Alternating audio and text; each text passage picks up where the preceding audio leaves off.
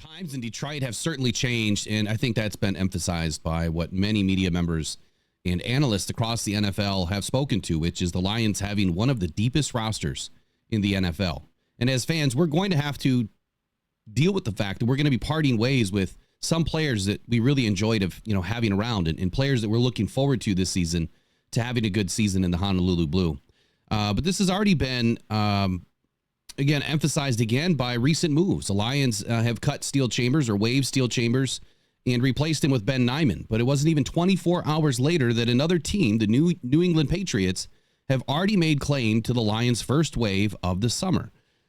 This is probably the sign of things to come. In my opinion, I think that it's going to be more often than not that you're going to see Detroit Lions players get picked up quickly. When you have a deep roster, and even at this time in the season, when the waiver system is still based on last season's record, it's easier for teams to make a claim and get an opportunity at a player that maybe they need to fill the bottom end of their roster. So by the Patriots holding the third option right now in the pecking order in waiver claims, it was easy for them to do what they did today.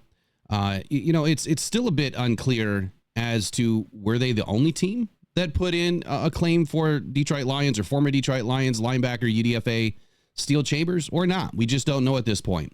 But quite honestly, during the Brad and Brad Campbell, as Chef likes to call it, but Brad Holmes and Dan Campbell era, we have seen an organization that is built upon a foundation, right? And the organization that it's been built every single year by adding another layer.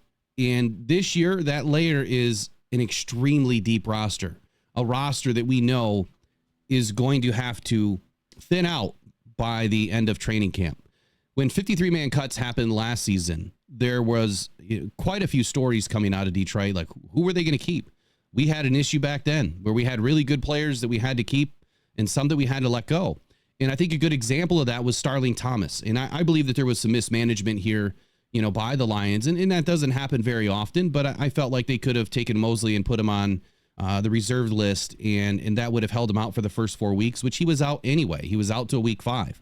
And we would have been able to hang on to Starling Thomas.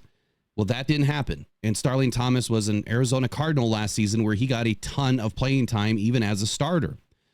I could only imagine what would have been this season for Starling Thomas, being in another year with the Detroit Lions, and just how good this coaching staff is right now at developing players. So when you see players like Steel Chambers move on to another team and take everything that they've just learned from the Detroit Lions to another team, it's a player that you're probably going to watch a little bit closely. And I don't say things lightly. I'm not saying that, Steel Chambers is going to turn out to be, the next Jelani Tavai or anything like that, or, he's not going to end up being, this amazing player. We just don't know. We don't know what we don't know. But the Patriots have taken linebackers from us in the past, and those linebackers have gone on to have pretty darn good careers. So I think that they have a keen eye for at least the linebackers, and maybe they see something in Steel Chambers that the Lions just couldn't get out of them. So with that said, Steel Chambers waived by the Lions this week, replaced by Ben Nyman, quickly picked up off waivers by the New England Patriots. I guess we'll wait and see who's next and what's going to happen here in the short order future for the Detroit Lions, and if there's any other moves to come. That's all for this video. Go One Pride, go Detroit Lions. You guys take care. Bye-bye.